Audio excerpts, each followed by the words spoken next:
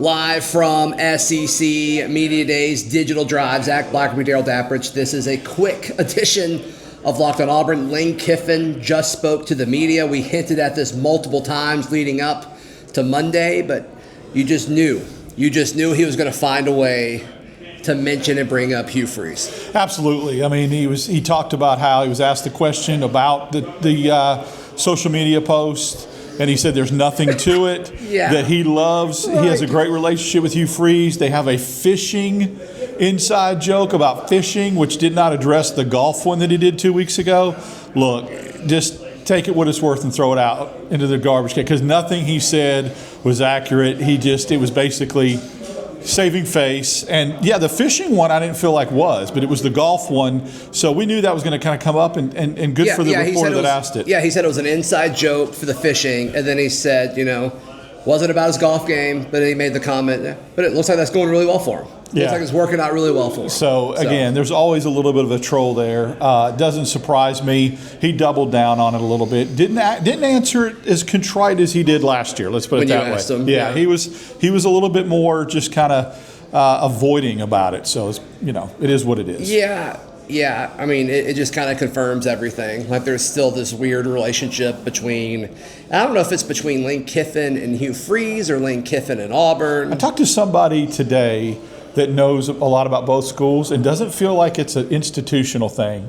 They feel like it's a personal thing between Hugh Freeze and Lane Kiffin. And that's where I wonder, is it because when he got there, all he heard was the success that Freeze had at Ole Miss before? Is it because Lane Kiffin was rumored to be Auburn's next coach, and then Hugh Freeze came in right after him and got the job? There is some sort of, weird connection between the two. So I believe it's more, I don't think it's institutional, although he does take shots sometimes at Bruce Pearl too with basketball. Oh, you're right. Yeah, so it's weird. It is weird. He does it more than he does a rival school down the road that he's competing with athletes in Starkville. He does not troll Mississippi State as much as he does Auburn. Yeah, no, that's true.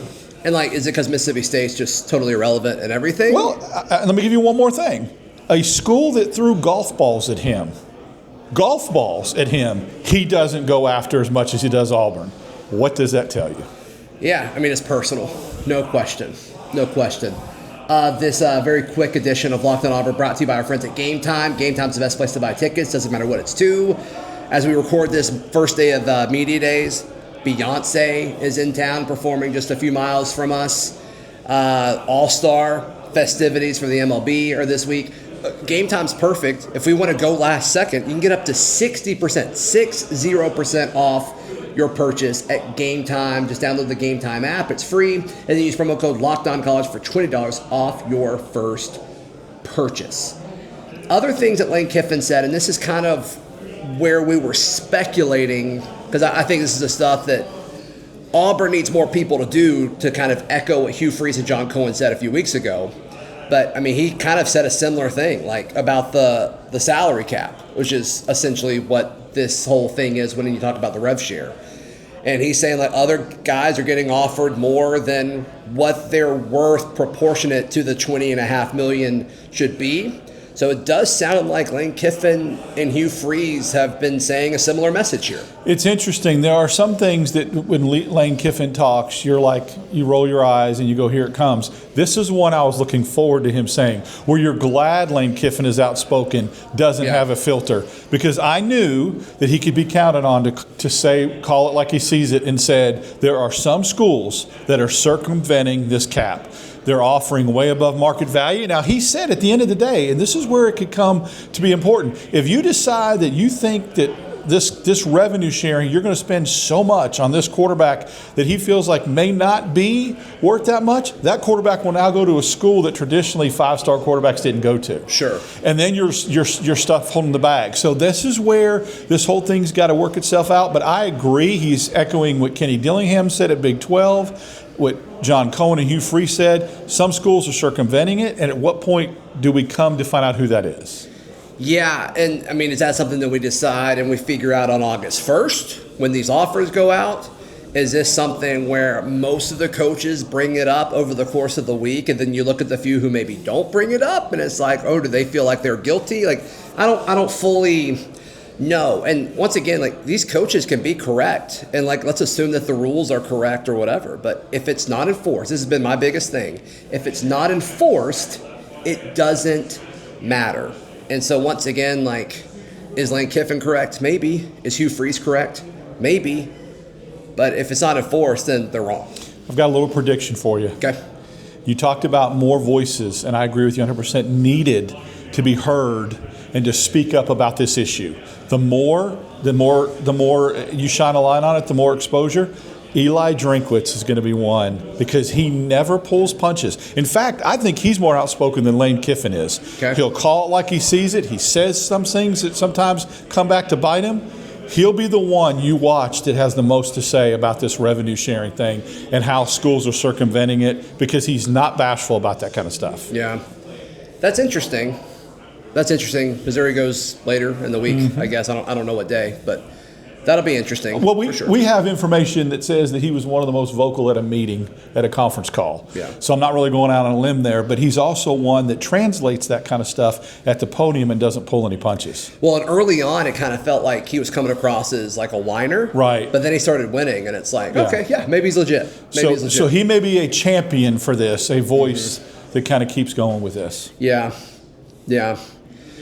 Anything else from this morning that we haven't really discussed that has come up? We weren't in there for Beamer when he talked, just because there wasn't really an Auburn tie there. I had an opportunity to hear some of Lenora Sellers' interviews as I was walking along Digital Drive, not Radio Row. I got to get my mind set on that. Don't love it, but whatever. Very impressive young man, very confident, and he's not somebody that you look at. I mean, you could just tell with some of the answers that I heard him say. I was standing 2 feet from him. He's ready for this year, and he's somebody that South Carolina is going to really love as a leader.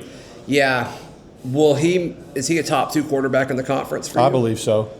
Who's QB1, QB2 in the conference? Man, I know you had somebody else as Garrett one. Nussmeier, Lenore Sellers. I have Sellers 1, and I probably have Arch Manning 2. I'm curious to see how the local media treats Arch Manning.